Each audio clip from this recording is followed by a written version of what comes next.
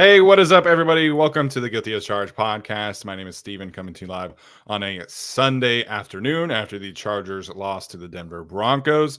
Joining me is my guy, Tyler. Tyler, what's up, man? How you doing today? I'm doing pretty good, man. The year is coming to an end, and I am happy that it's over in terms of, well, we got one more game. But in terms of Chargers football, it's coming to a close, and I'm happy to turn the page on the year. Look forward to, personally, a year that's going to be just like nothing's going to happen. No big thing is going to happen, I don't think, which seems nice. Steven, how are you? You say that now, things can always change. But yeah, man, at this time, normally I'm, lethargic about the idea of football season coming to an end. This season, I'm ready for the off season on both sides of my fandom. It was a rough year for Utah football, rough year for the Chargers. I'm more excited to talk about the off season and everything that's going to come with that over the next few weeks than actually talking about games. So we'll have some thoughts about today's game overall, but like Tyler said, obviously the year is coming to an end. Hopefully everybody out there stays safe tonight and has a great time celebrating the new year.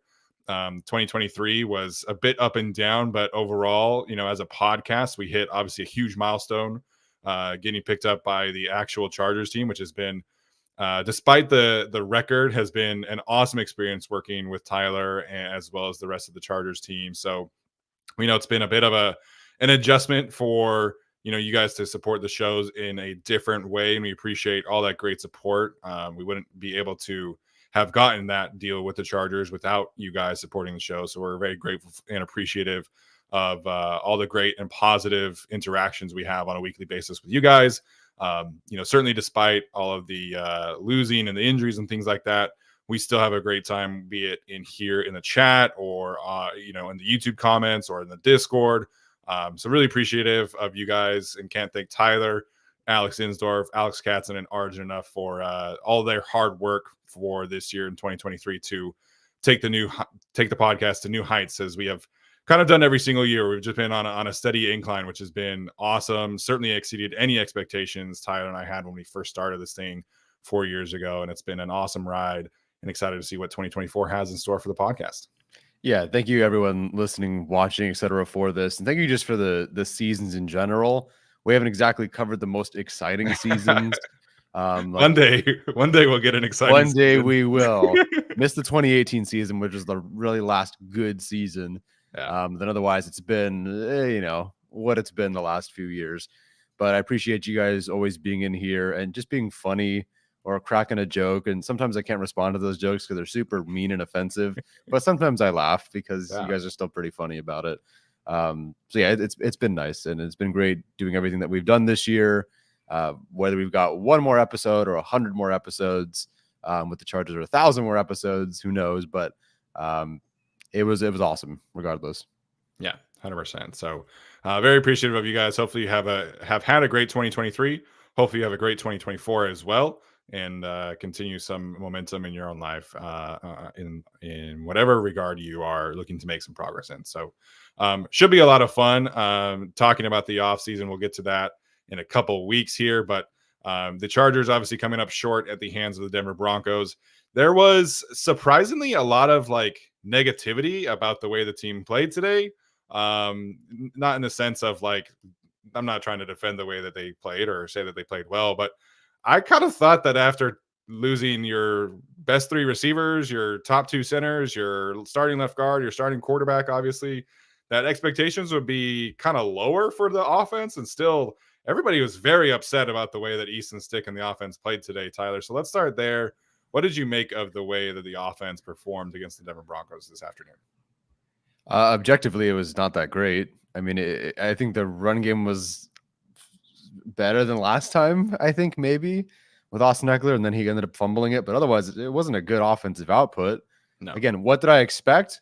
I don't know. I didn't expect 14 points. So I guess they underperformed, or they performed about as expected. It wasn't a good performance, but I didn't expect much either. So I'm not angry or upset that it was a poor performance. I think just what I really wanted to see more than anything else was not Alex Erickson having more receiving yards in one game than any game that Quentin Johnston has had this season. I get that Quentin Johnston in this game was shadowed by Patrick Surtain and Erickson was not. But that's just kind of the year. And I think this game, even with the guys that were missing, the guys that were in presented so many of the issues that we've seen throughout this year. It's Eckler fumbling. It's missed tackles in the secondary. It's a good defensive pass interference penalty. It's Quentin Johnston not having a great game and being kind of a disappointment. Like, so maybe that's what everybody's a bit, up in arms about, because Sure. I didn't expect much. We still got some of the same things that have stung us throughout this season, but no, I didn't expect this team to go out and put up 20 in Denver and come out with a win.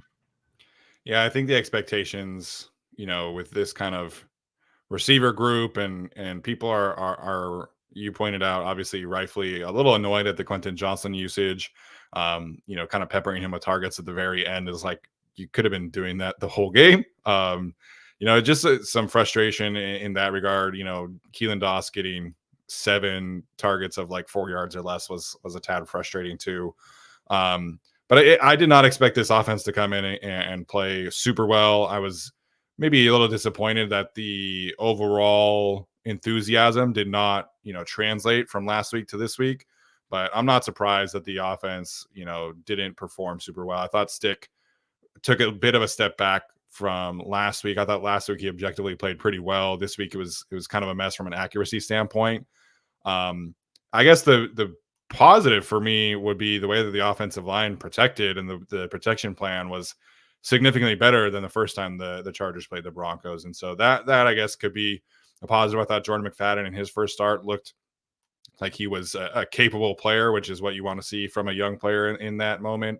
Had a couple Rashawn Slater holding penalties, which I don't know if I'll really agree with those, but it is what it is. I thought the offensive line played better today. I thought, you see some good things from Alex Erickson. I'm not going to like hold the offense like to a level that I expect them to, come in here and light up the Denver Broncos. That's just not the reality of the situation, given their receivers, quarterback, offensive line injuries, the running back regression. Still a little disappointed at just some like minor execution things. And ideally for a guy like Easton Stick, you want to see him put together some more positive games to end the season. And it seems like he took a bit of a step back today. Yeah. Also, just looking at the offseason, looking at this game, I'm just starting to feel more and more concerned about this offense, or the whole team in general, and where the direction of the team can go, because no single pick the Chargers make in the first round, and really their first 3 picks in the first 3 rounds, are not going to turn this team around, even if they're great players. It's going to take a lot of players to turn this team around. Not that they all need to be all pros, but what is the future of this offense? Who's the coordinator? Technically, we're not 100% sure. What's the staff? Who's the head coach? Who's calling plays? Who's the backup? Who's potentially the other backup? Who's the center? Who's the backup center? Who's RB1? Who's RB2? Who's RB3? Is there a fullback? Who's tight end 1? Tight end 2 is currently a healthy scratch. Tight end 3 was at the beginning of the year, was cut. 4 is out. Or is Stone Smart. Like it's really bleak right now. And I started to do just a breakdown of the roster and how many spots the Chargers are going to need to fill. And it's not great. And your wide receivers 1, 2, and 3, in theory, those spots are filled. Yeah, assuming Mike Williams is cut, but Keenan Allen's hurt, Josh Palmer's hurt and has been hurt, and Quentin Johnston has been what he's currently been. It's rough. So I'm entering next season a bit in the doldrums, that's for sure. Yeah, I think, the broadcast was a mess for several reasons. This is obviously being CBS's, worst crew. But Khalil. It was Khalil Mack every single time. Apostrophe Leal. Yeah, so bad. They called Jared Everett several times. They were convinced that the Broncos' playoff chances were like still very much alive if they won today. Like they talked about the Broncos' playoff chances like 37 times. I'm like, okay, talk about something else. But anyways, at the end of the game, they're saying like, oh, like whoever the GM and the coach are, they're going to come in and inherit this like top tier roster, or whatever the exact comment was. And it's like, what are you watching right now that makes you think that this is a top tier roster? And I think, that's one of the bigger issues that I have with like these constant comments of like, oh, you should hire so-and-so from the defensive side of the ball because they'll come in and fix this defense.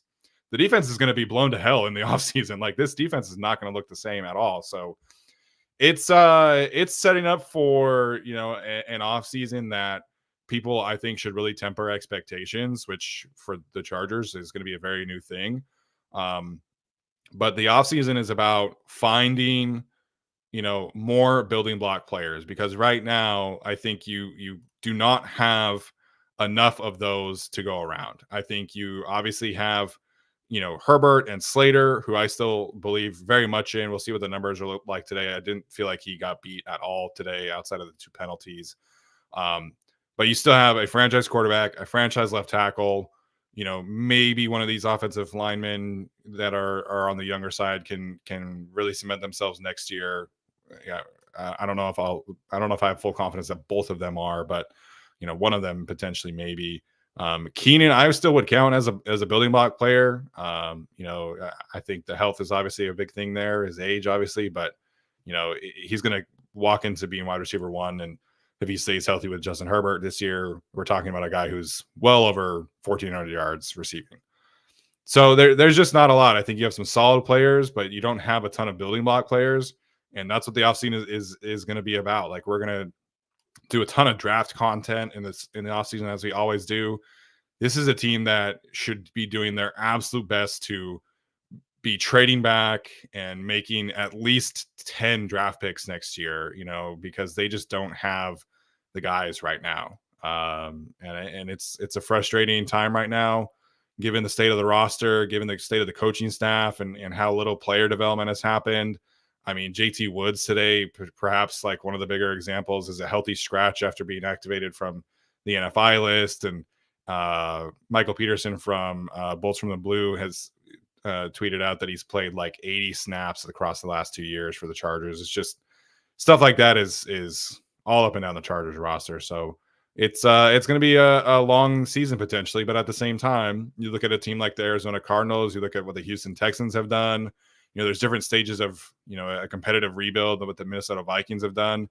You get the right coaching here and things can turn around very quickly. So, you know, that's kind of the silver lining right now is, you know, coaching can make such a big difference in the NFL. And if the Chargers can make the right hire here in the next couple of weeks, then some of these guys who are maybe, you know, potentially building block players, maybe they become solid players. So, you know, that's the thing right now is just kind of hoping that this team gets the coaching hire right and some of these players can turn their careers around. Yeah, and just alignment from whoever's making decisions on the draft picks to whoever the head the coach is, maybe potentially the same person, and we can get into that.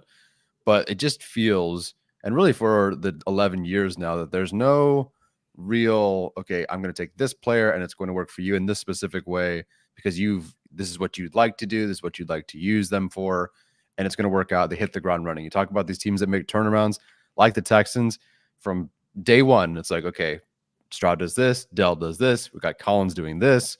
You know, Collins took a bit to develop, but like they instantly hit the ground running. With the Chargers, it's always been with Mike Williams, with Melvin Gordon, now with Quentin Johnston.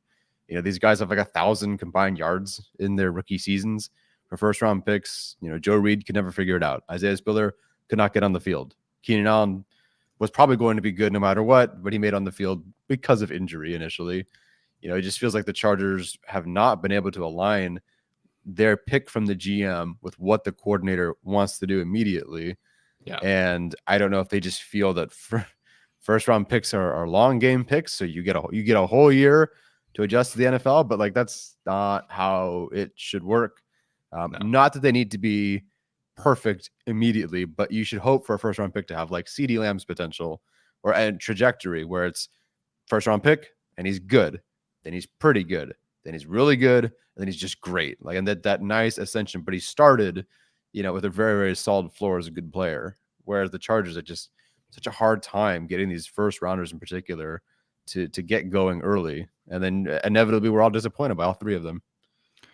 Yeah. I mean, I don't think, you know, when people were healthy, I don't think that Jordan Addison, Zay Flowers would have been having drastically different rookie seasons.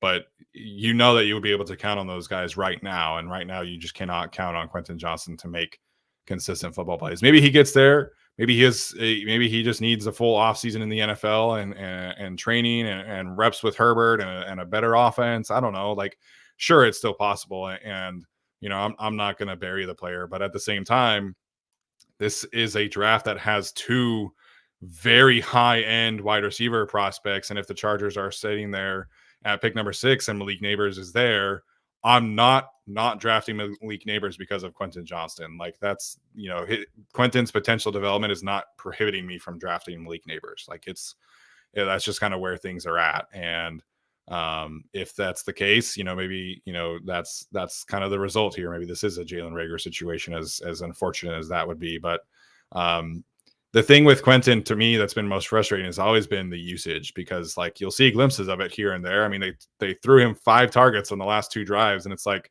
why are you not doing that the whole game? So it's a mix of both, I think, of the player development, of the coaching, and of the usage of the quarterback play. So it's been frustrating. But then you look at all the players that were drafted behind him. I mean, Dalton Kincaid broke the Bills record for most receptions by a rookie. Sam Laporta is I think like over 800 yards as a rookie. Like, those are all guys that are flourishing in their respective roles. So it definitely adds to the frustration.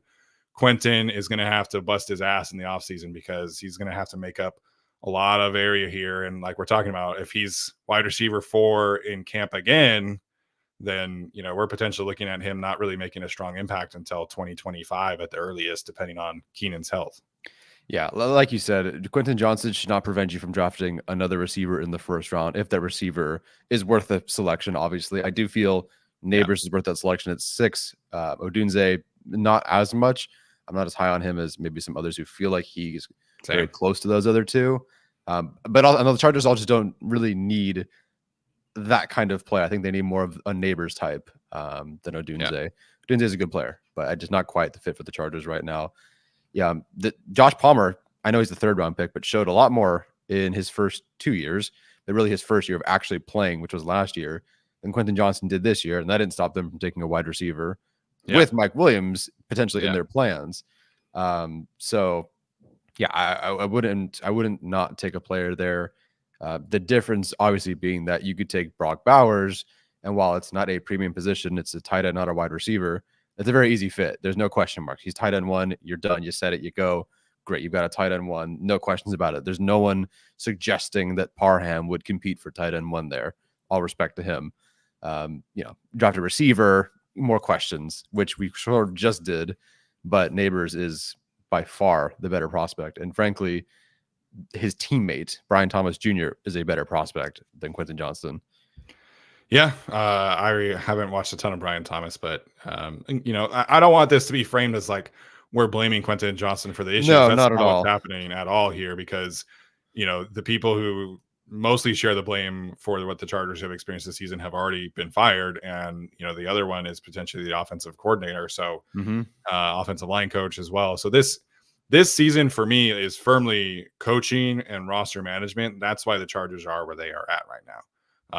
The lack of player development over the last 3 years has just been astonishingly bad. And I thought it was bad under Anthony Lynn, and it's been significantly worse for Brandon Staley's coaching staff. So it's a big thing. And my whole point here is that whoever comes in as the head coach, whoever comes in as the GM, you have maybe 5-6 players on this team who are like solidified in their roles. Every other spot is up for competition. If your name is not Keenan Allen, Justin Herbert, Rashawn Slater, maybe Gerald Everett if he's back, maybe Khalil if he's back, Derwin. If you're not one of those guys, your spot is on the line. Like that's my mentality for the off seasons is that none of these players should have their spots guaranteed next year. And this is a new coaching staff that needs to come in and change the culture of handing people jobs because of where they were drafted. And that's just not something that can continue going forward.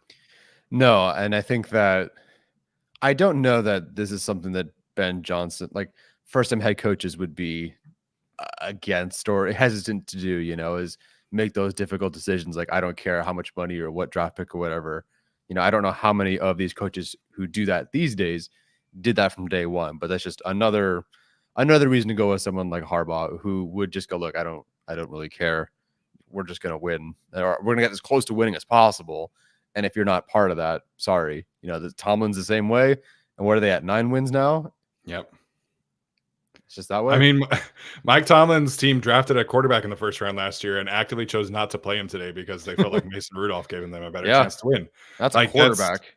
That's what you have to do, man. This is the NFL. Like, this is a results-based business, and you don't have the luxury of being patient all the time. So it's, it is what it is. So shifting gears here a little bit, we do have to obviously give a shout out to 2 players today who added to their resumes, and that first player being Mr. Khalil Mack, who surpassed 100 sacks on his career.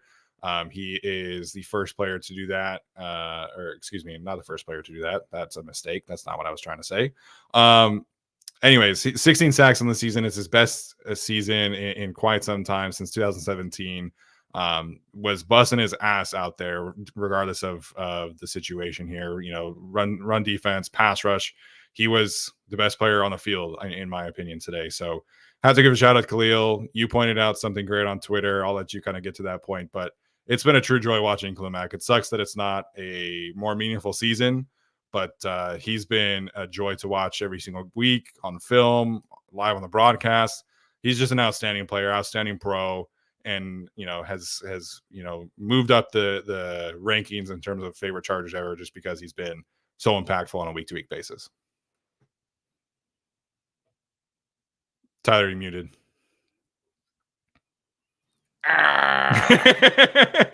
Sorry. Anyway, Khalil Mack. Yes, first of all, congratulations. No, not the first person to hit 100 sacks.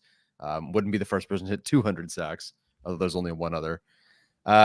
It's interesting that a former Raiders player who's only been with the Chargers for technically less than 2 seasons now would become one of your favorite Chargers players ever. But there's just an old school greatness about him on and off the field that you just don't see all the time. And the Chargers don't really have that often. And not the greatness is frequent on most teams, but there's just some throwback guys, some great players who you just have to admire them when they're here. And I admire and respect everything that Khalil Mack has done this season, because it's basically been bad since the jump. I mean, they started 0-2. Joey got hurt, and it was him and this rookie Thule, and Chris Rumph was hurt. And it was just Khalil Mack on defense. It was the front 7 really the whole year. Like, the front 7 had to be the only thing that was working for the Chargers, and really towards the end of the season, just the rushers and the defensive linemen. So for him to continue to just try and fight and get out there and bust his butt and be really good altogether, I mean, hats off to him. Major respect to him. You cannot let him go next season. You can't cut him. If that's his last season next year, okay, maybe I can understand that, but he cannot leave. You can't let him out the door. You can't let him out of the building. If he wants out, I don't blame him, but don't let him out. Like, you got to keep this guy. He's awesome, and I respect the heck out of him for what he's been able to do, and I really appreciate his work as a Charger. Yeah, so the stat that I was trying to say earlier, Khalil Mack, this according to Chris Rim, is the 19th player to reach 100 sacks in his first 10 seasons since sacks became official in 1982. So one of the best players ever at his position. Hopefully he's able to continue building up his Hall of Fame resume with the Chargers. Like Tyler said, I'm of the mindset that you keep Khalil, give him an extension if you need to, because I think he has the potential to, be that culture setter, be that tone setter for the next regime. And that's such a valuable piece, because he is somebody who everybody is going to rally around. And we've seen that over the last 2 years from just, the team dinner standpoint and his, impact on even like Quentin Johnson, who's on the offensive side of the ball as a rookie. His leadership and his ability to set the culture is so impactful. And he's performing like a top 10 edge rusher this year. I don't know if he's going to be a Pro Bowl player. I don't know if he's going to be an all-pro player because of the team. But he's in the top 10 in every single category among edge rushers, and pressure rate, in pass rush productivity, and total pressure, sacks, run stops, run stop percentages, run stop grade, pass rush grade, all of it. He's top 10. And it's just been a true treat to watch this year. It's been somebody that I love turning on the tape and watching every single week. His teammates love him. His coaching staff loves him. So I don't know what the future holds. Riley pointed out he could certainly ask for a trade, and I would not begrudge him from doing that because he's at the stage where he just wants to win. But if I'm the incoming GM, I'm doing everything I can to keep Khalil Mack around. Yeah, I think he'll stay around. I think he'll stay around. Unrelated but related, and not really this particular point, but Paul mentions trade Bosa, James, and Williams. I don't know if that's going to happen, but what did you make of Derwin James in particular today? That he's been the discussion point for a lot of fans around, well, let's trade him. The numbers haven't been great. The film hasn't been great. What you see on the broadcast hasn't been great. Do you feel that's at all possible? Have you looked into his contract in particular? Is there even an option for trading him? So from an on-field standpoint, I thought he played great today. I feel like we felt his presence today at a high level. You know, he was very physical today, almost had an interception. I felt like it was the usual Derwin James that we're accustomed to seeing today. I think last week he played better. I think the thing about Derwin James is that, as we've said a couple of times, Brandon Staley had this insane vision for Derwin James, and playing him in 6 different positions, and using him as an edge rusher at times, and using him as a linebacker at times, free safety, strong safety, slot corner, like all this stuff. And I think eventually that just took its toll on him, and I think there was a real lack of confidence because of that, specifically this year. The penalties and the way that he was kind of targeted earlier in the season by the referees, I think, played an impact. I'm of the belief that you can still get high-end play out of Derwin James going forward with a better plan for Derwin James. That being said, he is one of probably their more valuable trade assets. I think if you're the GM coming in with hey, you can take on as much dead money as you want. This is completely your vision. And that GM could come in and try and trade Derwin James. I think that is a potential possibility. But I'm kind of the belief that Derwin still has a couple seasons of high-end play left in him.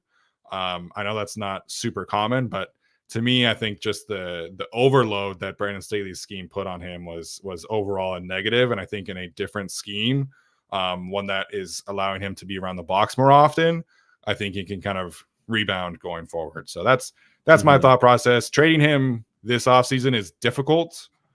Next offseason in 2025, it would be a bit easier to trade and get off of his contract. What'd you make of the broadcast comment that Derwin James says in the next head coach, he's looking for someone who moves the needle in the locker room and in the fan base? Because Same. the locker room, yeah, well, me too. The locker room comment I think was interesting because Staley and Joe, when they first met, it was like best friends and they'll unlock this and all that. And I think it really felt like the honeymoon stage of a relationship. And then a few years in, for that to now be the comment for Derwin to say, yeah, we need someone in the locker room who can move the needle for us. I don't know. I think it's a bit different. Yeah. I think from Derwin's perspective, right? This guy comes in and says, we're looking at Derwin as our defensive Justin Herbert. And, I forget the exact verbiage, but in the offseason in 2020, this past two off seasons ago, Brandon Staley came out publicly and said, our goal on defense was to arm Derwin James with more pieces around him and be able to feature him in this, crazy role that will just showcase his talents. And if you're Derwin, you're like, hell yeah, sign me up. Of course I'm going to love hearing that I'm going to be the centerpiece of the defense. Of course I'm going to love that you think so highly of me that I'm going to call plays, all this stuff. Brandon Staley definitely sold Derwin on this vision of taking his career to new heights and doing all these things in a positive way for him. So I can understand why Derwin was, very loyal publicly to Brandon Staley because of everything that was promised to him. But it's kind of one of those things that as you get through a relationship more often, you kind of focus in more on what they do with everybody else and how they treat everybody else. And, as Chris Rim pointed out, there was definitely an aspect of favoritism, and that's unfortunately one of the biggest reasons why Brandon Staley is unemployed right now. So I think that is something that Derwin and all these guys have realized, is that everybody needs to be bought in, not just the star players, which seems like that was the case under Brandon Staley. Yeah, definitely. Time to talk about Harbaugh. Yes, we are going to talk about Jim Harbaugh. I do want to give a shout out to Cameron Dicker. We gave a lot of praise to him on the Chargers channel. He hit 2 50-yard field goals today. Should have had a third one, but it was blocked by Mr. Zach Allen. So Cameron Dicker, I think the last drive is kind of the embodiment of who Cameron Dicker has become for the Chargers, where Gift Smith is actively going to take a 52-yard field goal attempt instead of trying to go score a touchdown with 1 minute and 12 seconds left. Just a ton of trust in Cameron Dicker and where he's at in his career. Like I mentioned, there's not many building block players, and it feels strange to call a kicker a building block. But Cameron Dicker is one of the best kickers in the league. We see these guys on a week-to-week basis missing kicks. We saw Mason Crosby leave a 53-yard field goal like 10 yards short today. Granted, he's very old and once was the same kind of kicker, but it's just a treat to watch. Like, he walked out there for the 50-yard field goal. No thought in my mind that he was going to miss it. Same with the 52-yard field goal that was blocked. Same with the other 52-yard field goal. Like, it's just complete trust and confidence in Cameron Dicker right now. So I know we talked about him on our show on the Chargers channel. He went out today and added to his personal record of most 50-yard field goals in a Charger season. So I have to give a shout out to him today. Yeah, I mentioned on Twitter, Khalil Mack is number 1, but if you had to make a list of top 10 Chargers of 2023, I think Cameron Dicker is number 2. And it would be Keenan Allen, or it would be Justin Herbert, I think, had they played the entire season, but they haven't. And so therefore, to me, you can put those guys at 3 and 4 if you'd like. I think Cameron Dicker belongs at number 2. You guys let me know in the chat if you agree or disagree. But you could argue he's number 1 because no one has specifically done their job as well as Cameron Dicker has done this entire season. But I can't discredit what Mac is doing out there. At all respect to Cameron Dicker, a much more important and pivotal position. Certainly more snaps too, I would say. But still, I think Cameron Dicker, I think as Lynn points out, Tudley should round out that top 5.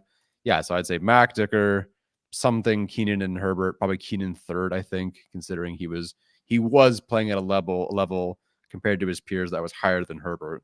Then Tudley at 5. I think that'd be fair. I tried making a top 10 earlier yesterday, and I stopped at like 8 because I could not, in good conscience, like find a way to actually put these guys in the top 10. It didn't feel right. It was weird. Yeah, no, last year there was like a much more difficult conversation to be had about guys in like the 7 to 12 range. This year, it's just kind of like, I don't know. Like, I think having Cameron Dicker at 2 is, for me, probably a bit of a stretch, given that Keenan was on pace for like 1,500 yards, but I totally get it.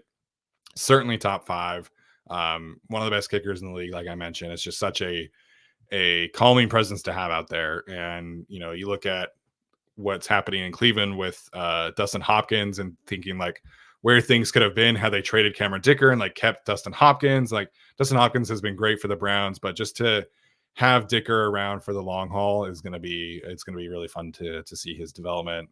Team loves him and he's a great personality. I'm not on TikTok, but my sister-in-law is on TikTok, and she says that every single TikTok features Cameron Dicker. So I think he's pretty popular in the locker room as well. Yeah, our YouTube clip out for the Chargers was Cameron Dicker. Chargers Weekly clip out was Cameron Dicker. Obviously, he's had the infomercial stuff and all that. So I get it. Yeah, there's not a lot positive going on this season, but thankfully he's very good and very personable. Yeah, 100%. All right, couple super chats here to get to. Jesse Aguilar said McFadden played very, very well. So did Henley in his minor role. Was really hoping he got there more. The Deion Henley thing was frustrating for me. He comes in for one drive for Nick Neiman, and he has 4 tackles. 2 of them were like truly like impact plays, and then that's it. That was all he played for the rest of the game. So that part was frustrating. I do agree. I thought Jordan McFadden played well. Curious to see the film there. I do feel like Brendan Hymas was a bit more keen on helping McFadden out than helping Jamari out in this one. But based off the broadcast, I feel like McFadden was solid in his first start. That's all you can ask for. Yeah, I wasn't watching McFadden, get beaten for a sack, or watching him and Trey Pipkins like mess up an assignment and give up a hit or something. So it seemed good. Broncos weren't exactly at full strength on defense, but overall the operation looked a lot cleaner than it did in terms of pass protection than it did against the Broncos, where every 3 plays was a nasty hit. Yeah, for sure. Miss Andrea Schoon, she sent a super chat and said, Happy New Year. Appreciate the Schoon Happy New family. Year. Happy New Year to all of you guys. Hopefully you have a great time tonight. Next one, make the transition. Said he proposed to his girlfriend and she said yes. Now his fiance. And he says that was definitely an omen we get in Jim Harbaugh. First of all, congratulations, Mr. Make the Transition. Always in here as much as he can be. Hopefully you and your fiance have a wonderful, long-lasting marriage. That's awesome, man. I've been married for a whopping 5.5 months now, and it's been great. Going strong. So yeah, have at it. The wedding is awesome. It's a lot to plan. You're sort of happy you're done planning it once it's over, but make sure you take the time to spend time with your wife, enjoy the day, because it's the best day of your life, and it goes like that. Yes, very much so. Very much so. All right, before we get to our Jim Harbaugh content that we wanted to discuss, I have to tell you guys about Prize Picks. As you guys know, we've been working with Prize Picks throughout the whole season. It's been a lot of fun. It's a great, easy to use daily fantasy football app. All you have to do is pick the players and choose more or less. They have great promos every single week, whether that's a combination of NBA and NFL, college football and NFL, whatever floats your boat. They have Taco Tuesday, things like that. It's a great site to use, easy way to make some extra money, have some skin in the game. It is not technically gambling, so it is usable in California as well, which I know is a big thing for most of our listeners. You can get a deposit match up to $100 if you use the link prizepicks.com/guilty. Use the code guilty for that deposit match. Like I said, super easy to use, a lot of fun. Hopefully you guys have been using it and taking advantage because it's a great way to get that extra skin in the game. Yeah, it's fun. It makes it more fun, whether you succeed or you do not succeed. It makes it a lot more fun to have that go on while the games are playing. Yeah, 100%. All right, so we're going to talk about Jim Harbaugh here for a little bit. Apparently, we do not spend enough time talking about our number one coaching candidate, so we're going to talk about our number one coaching candidate for a bit here. After that, we'll take some questions, but a big piece of news regarding Jim Harbaugh's future came out that he has hired once again his former agent, who's also the agent of Tom Brady, Sean Payton, and some others. Is it Donnie, right? I think Donnie, technically, or I could be wrong. I'm you sorry. know what? We were so prepared for this, clearly. Yeah, You're waiting for me to look it up now. Is that what the silence is? Okay, yeah. Great. Nope. See, I Google it and it says Donnie Yen, so it's not that. I know it's not Donnie Yen. First of all, chill. Don Yi. Don Yi. I was right. Okay. You're right, and I should just shut up. All right. So yeah, he has brought back his former agent, Don Yi. A lot of people saying this is a big step in Jim Harbaugh potentially making the jump back to the NFL. Lots of Michigan people pointing out that Don Yi has been working with Jim Harbaugh for weeks now and working on the Michigan extension. So, Tyler, there was a lot of smoke this week about Jim Harbaugh's future. A lot of college people think that Jim Harbaugh is leaving. A lot of NFL people think that he's staying. Where are you kind of at with Jim Harbaugh and his future at this point in time? Yeah, some things were smoke and some were dusty farts. I feel like some things were actually like, oh, okay, that could be something. And some other things were like, nah, that can stay over there. I wasn't thrilled with some of the stuff that was coming out. I still think if even if it's 51-49, I think he's still leaning towards going and staying with Michigan. I don't think that this particular, hire of the agent indicates, well, here we go to the NFL. If you, like you said, if Yi was already working with him on the Michigan extension and trying to make sure that was worked out, then not worked out, but if there was going to be one, here's what it looks like. Then that doesn't indicate that he's jumping to the NFL. And technically it could still be the Raiders, or I don't think it's the Panthers now. That's for sure. I don't think it ever was. But I think when your owner's throwing beers at fans, I don't know if that's the one you want to go to. Gosh. That's just me, but that's a whole other thing. Yeah, he's my number one head coaching candidate. I say it all the father fucking time, and it seems to go over some heads. But I still think he's returning to Michigan. I see the rumors. You hear the rumors, everybody's articles, and everybody knows somebody.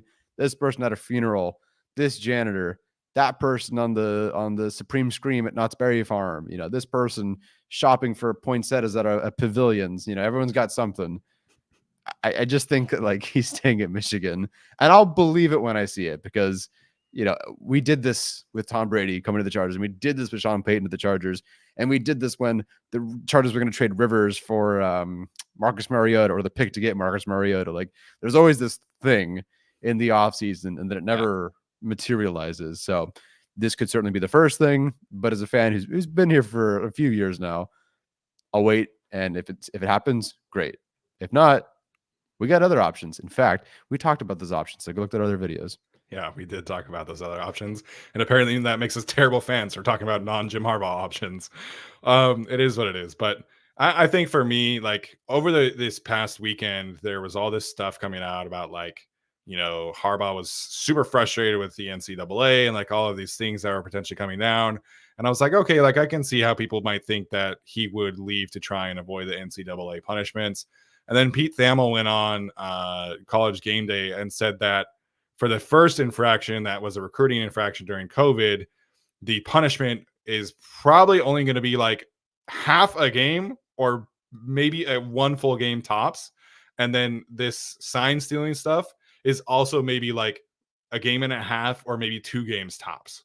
Like you're talking about a 3-game suspension and people are talking about it as like it's going to be a full season and like tons of infractions and like scholarships taken away and like all this stuff. And that just doesn't feel like that's the case.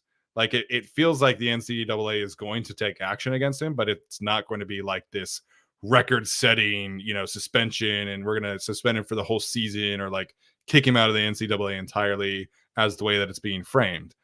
So I feel like there's enough credible people that have come on the record that have said that they think Harbaugh is leaving for me to maybe increase how much I feel like there is a chance of the Chargers landing him.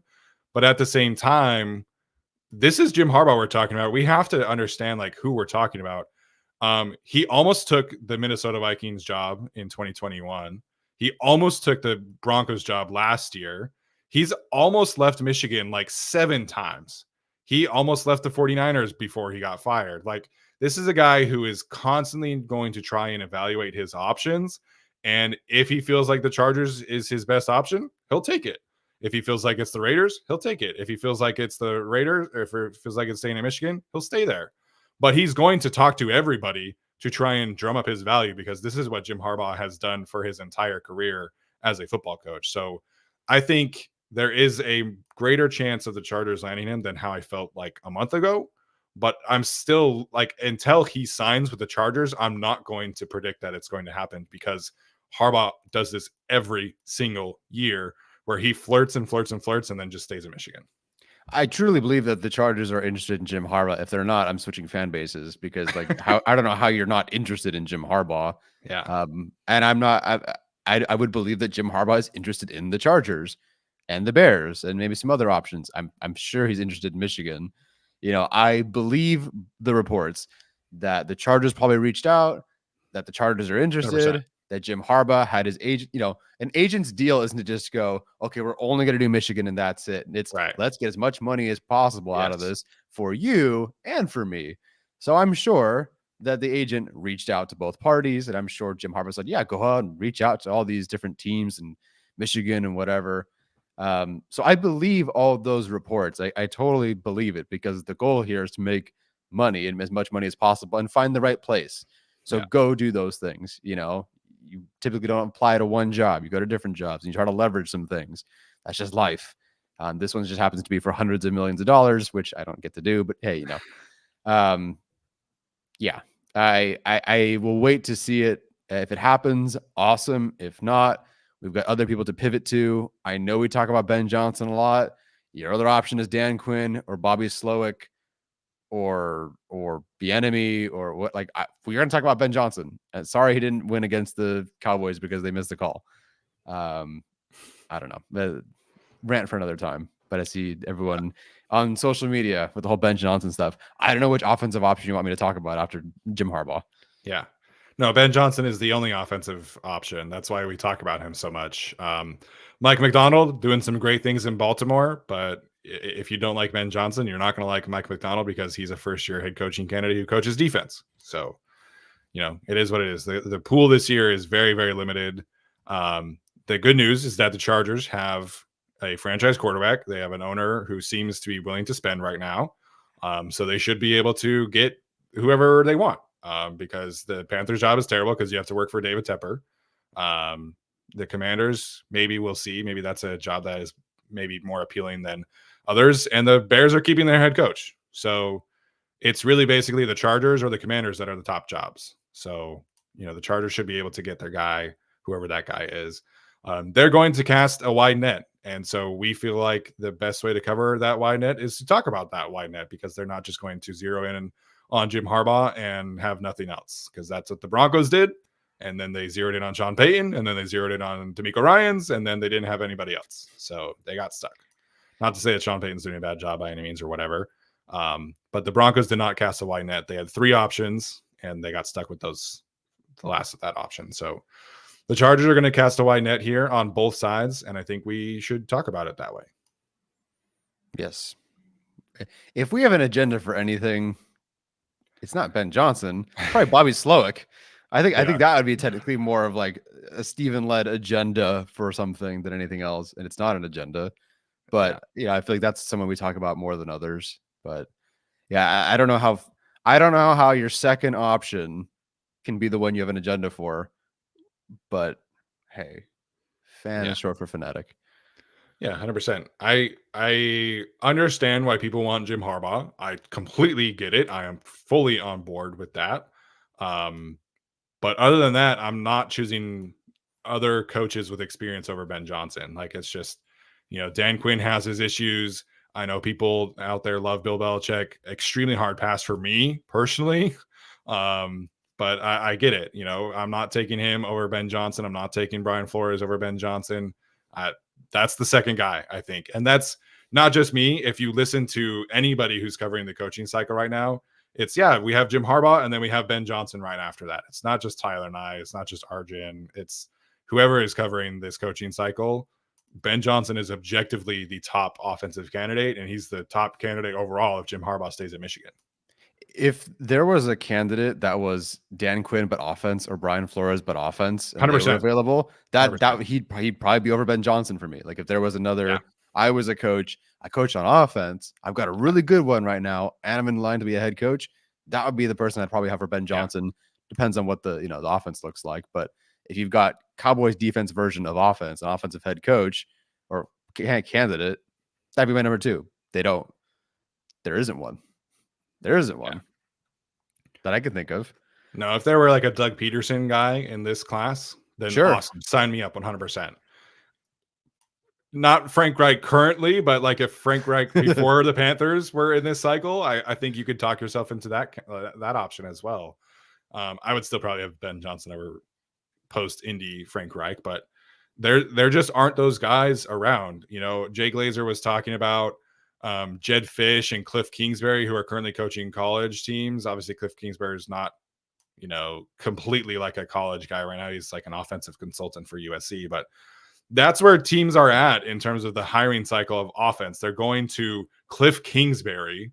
Let me say that again. Cliff Kingsbury and Jed Fish, who is doing a wonderful job at Arizona. But the offensive experienced head coach is not out there this year. It's Jim Harbaugh and nobody else. And Jim Harbaugh hasn't called plays for a decade. Oh, you're stopping there. Sorry. I thought there was more. I would also think, where is Quinn still number 3 for you, or where's McDonald at for you? Because it's hard to deny what the Ravens do week in, week out on that defense. Yeah, man. Mike McDonald. But we sort of did this, but we've talked about Mike McDonald. I think what he's done specifically over the last 2 weeks against the 49ers and the Miami Dolphins, who are objectively the top 2 offenses in the league, is really hard to ignore. Like, I think at worst for me, McDonald has moved into the tier of like Bobby Slowick and Frank Smith and Brian Callahan, like at worst case scenario. Mm-hmm. I still would be concerned about the potential coaching staff that he could put together, and concerned about, again, doing a first-time head coach as the defensive coordinator role. But it's impossible to ignore what he's doing. I mean, they didn't have Kyle Hamilton today. Marlon Humphrey went out in the first quarter, and they Mhm. just took it to the Miami Dolphins offense. And so it's hard not to be impressed with the way Mike McDonald is coaching that unit and what he's doing and getting out of that unit on a week-to-week basis against the top offenses in the league. I think it was Deontay Lee pointed out that he took one game plan against the 49ers and he took a different game plan against the Miami Dolphins. And they ran both of them at an elite level without their top safety, one of the best safe players in the league, without their top corner.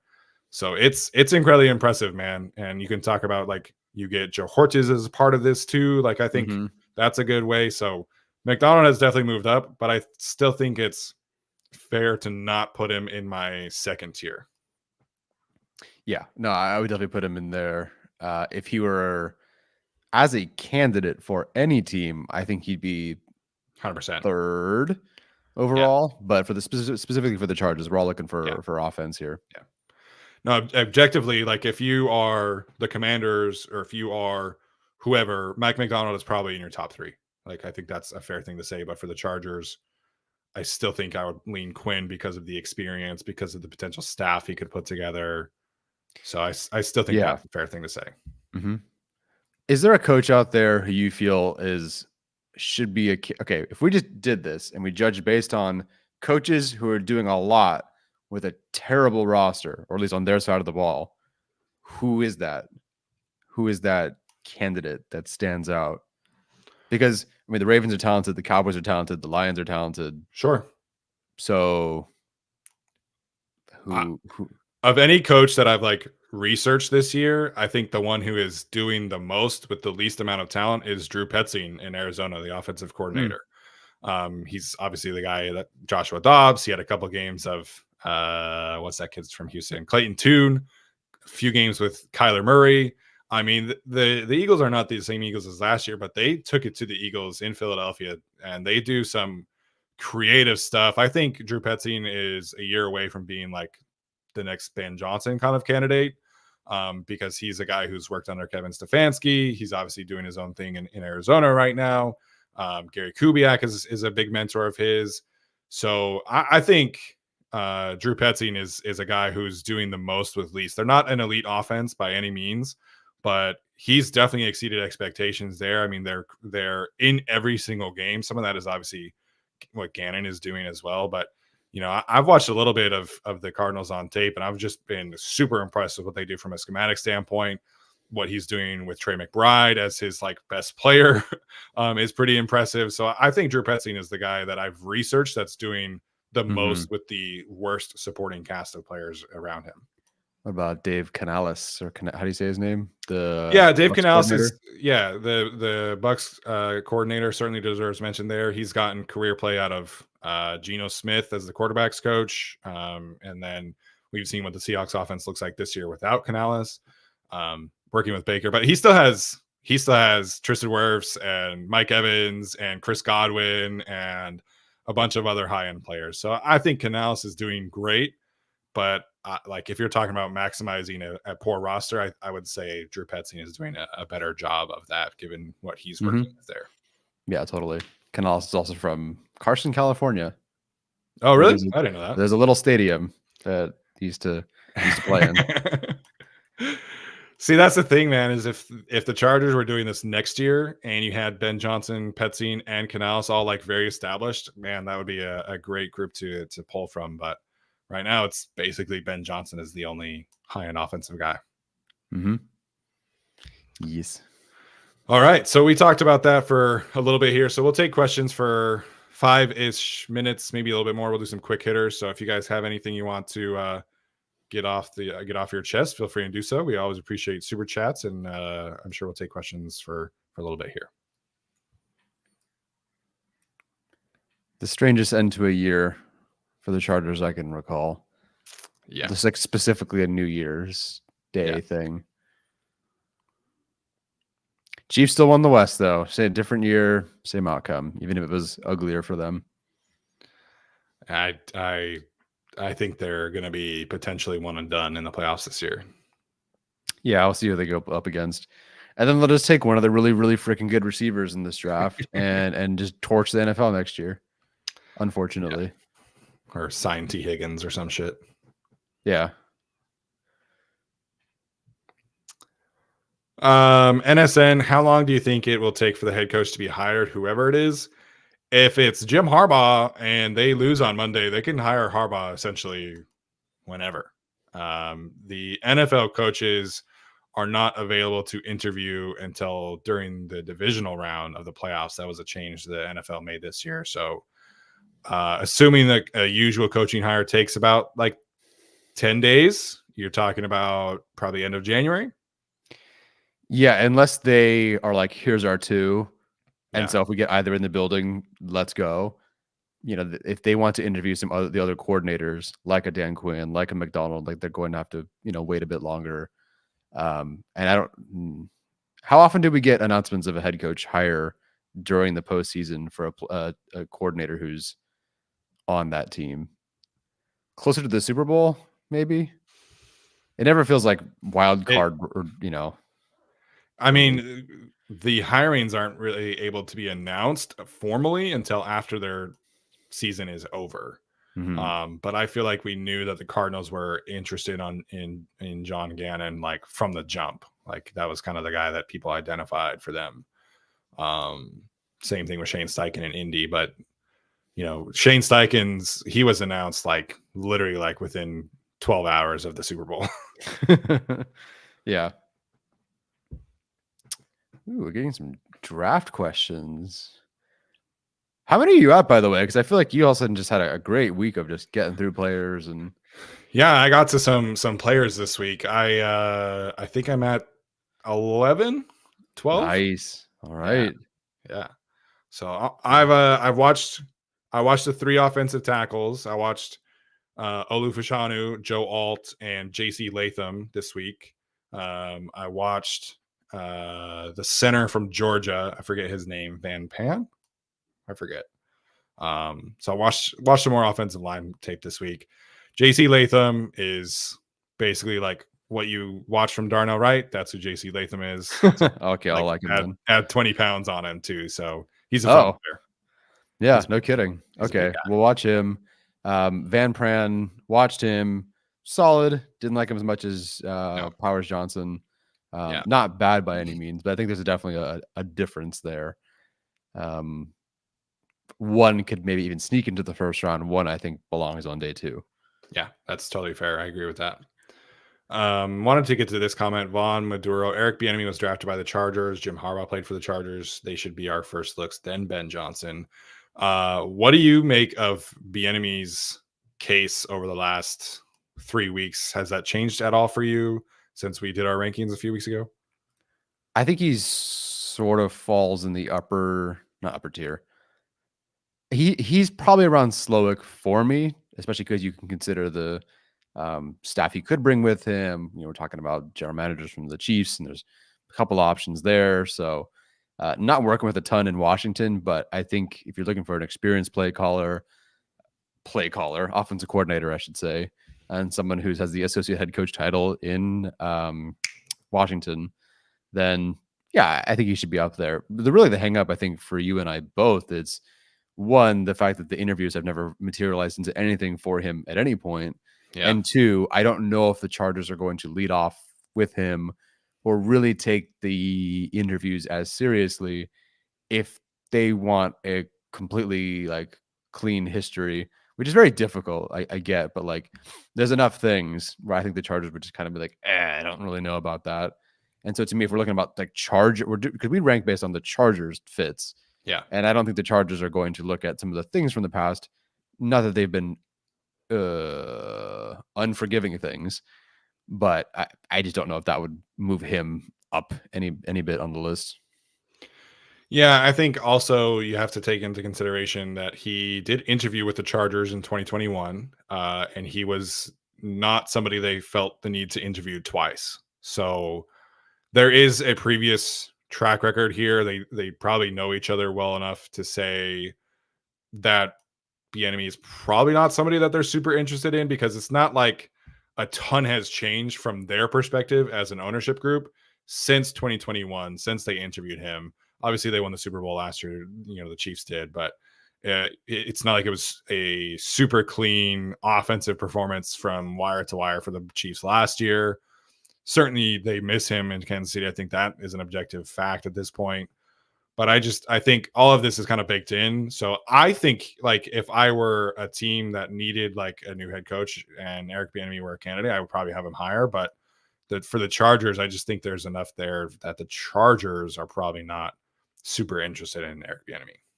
Yeah, and I don't think it's very difficult to sell. Hello, I am the new head coach. My offense was 22nd in the league in most Right. categories. Like that's a very, very difficult sell. Even though it's not a ton he's working with, Right. it's not like a great situation over there. You do it for another season. You start pushing that into that top 10. Let's say you get a quarterback, and that quarterback really develops next year, or whatever they do. Then you could have a much more serious conversation. Which I know it sounds like a lot for Bieniemy, and that's kind of been his thing. Everyone's quote unquote moving the goalposts and trying to make him do like the next thing every single time he does that thing. But Yeah. like that's just the way it is. Yeah. Isabel, opinions on Parham being a scratch these past few games. He is currently healthy. Gift Smith was asked about that this week. But they've been rolling with 3 tight ends instead of 4. That's been a change under Gift Smith. So what do you make of Donald Parham being a healthy scratch? Very puzzling. Initially, I thought, okay, he was hurt, and I think he was. But then the healthy scratch stuff has been a surprise. I don't know if what's his name. Gift Smith mentioned the wrist as something that had happened earlier in the season, and honestly, I thought that was bad when I saw it. So for him to have come back, great. I don't know if there's still something within that wrist, but Sure. it's puzzling for sure, and I think it would help you to have him out there. So. They've got like Duggan active as an emergency quarterback over him. I think it's just kind of all strange. So, yeah, very, very strange. He's on the team next year in terms of contract. I doubt they're cutting him because you have nobody else. So I think you have to keep him, at least until you find out more from your draft. So, yeah, I don't know. It's a very strange situation. Yeah, it's frustrating because when he has been on the field, he's been had productive moments. I think he's certainly more trustworthy and productive than Stone Smart and what they've gotten out of him. So it's a tad frustrating, but Donald Parham has not played well. It's consistently as a blocker. He's been one of the just as bad as Trey McKitty was, in my opinion, as a blocker this year. So it's been frustrating season for him. Injuries, poor play. I don't begrudge them from him being a healthy scratch. See what you have in Stone Smart. I wish they would see what they have in other young guys more often. Yeah, go get Steven Anderson. Give me a throwback final game. Just Steven Anderson, Eckler for kicks. Everyone who's, have a blast. East Coast, 410 East Coast, with the Giants likely picking ahead of the Chargers. Do you see them being a landing spot for neighbors, or do you see them going with a different position? So the Giants are kind of creating some distance between them and the Chargers in terms of SOS, which is really unfortunate that Mason Crosby missed that kick today. So it seems like the Giants are probably picking ahead of the Chargers, barring a real surprise win over the Eagles next week. What do you make of the Giants and their spot? Because I think obviously they have Daniel Jones. They drafted Jalen Hyatt last year. They drafted Evan Neal a couple of years ago. That's kind of been an objective disaster. So what do you make of the Giants being ahead of the Chargers, Tyler? I feel like depending on how the ownerships and people above him have felt about Brian Dable's job, like it's time to go get Brian Dable a quarterback. And now they spent a lot of money on Daniel Jones, hoping that he was the quarterback. He's not. I appreciate what Tyrod Taylor has done. It's fun to watch, but he's not the future. DeVito, that was fun for 2 weeks. That's over. They got to go get a quarterback. I think that, Daniel Jones, it'll be expensive to have him. We'll see. Maybe it's Jaden Daniels, and Daniel Jones has got to play half the season or whatever. I think Daniel Jones can make that work for the amount of money he's being paid. But then the Giants have an out in 2025 in terms of Daniel Jones' contract. So I think you go get a quarterback next year and you start building towards, the future and kind of moving on from Daniel Jones, which has not really worked out. Yeah, I think that's a fair assessment. I feel like Brian Daboll would have a hard time rolling with the same status quo as this upcoming season, or as this current season. You get Jaden Daniels, and I think maybe you feel a little bit different about your future there. FPS wanted to know, and this is a common question as well. What do you guys feel about Daniel Jeremiah getting brought in as an assistant GM or full-time GM? Sort of what we talked about with Tej, which is being great at the draft is great, but there's an amount of randomness that is associated with that. Yeah. And even the teams that are great drafting teams are not perfect. Maybe they're 50-50, 40% are hits. You got to have a lot of time and experience working with the other parts of football that are beyond the draft, operations, free agency, contracts, all that sort of stuff, working with different staff. Like, you got to be able to do those things too. Daniel Jeremiah, I'm sure he could draft really well, let's say, but everything else that's lacking in terms of what he's done previously, whether it's him or Lewis Riddick or whatever, like, you got to go find someone who's actually been in there, done all the things, understands everything. It's just a bit different. Yeah, I feel like it's very different. I don't think anybody doubts that Dan Jeremiah or Lewis Riddick have like an eye for talent. I think that's objectively true, but so much of being a GM in the NFL is the relationship you have with agents and the relationships that you have with your scouts and everybody like that. It's such an important aspect of the role that people kind of undersell is your connections, your relationships, how you're able to hire a staff and put people around you. And I think being a smart talent evaluator does not automatically, equate to being a high-end GM. I mean, some of the best GMs in today's league right now are not even guys who have a background in scouting.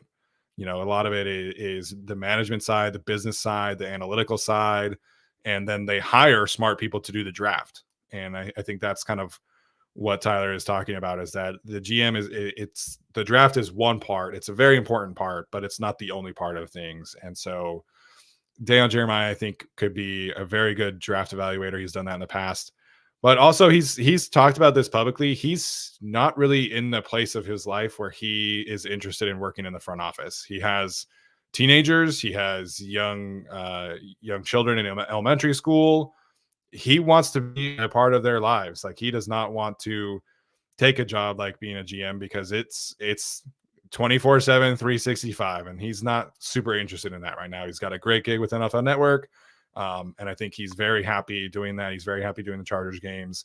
I just don't think he's super interested in making that jump right now. Lewis Riddick probably seems more interested in doing that, but that's probably a different question because Lewis's resume is a bit different.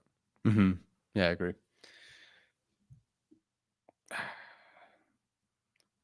Worst time for a cough right there. It is all good.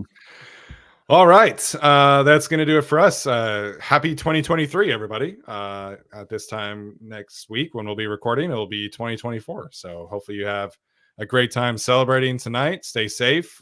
Designate drive if you can. If not, don't go anywhere. So hopefully you have a great time celebrating them. Tyler, any final thoughts before we head out? See you next year. Ha ha ha ha. Good job. That was nice. Good delivery there. Yeah. All right, guys. So that'll do it for us today. We'll have our usual show on the Chargers channel on Wednesday. And then we'll do our final regular season week next week, which is crazy. So hopefully you have a great time. Tomorrow's New Year's Day. I think we want Michigan to win if you want Harbaugh to be the Chargers head coach. So go blue, I guess. I can't even say that. Nope. Nope. All right, man. Sounds good. So appreciate you guys. Happy New Year. All that good stuff. We'll see you next time. As always, bolt up.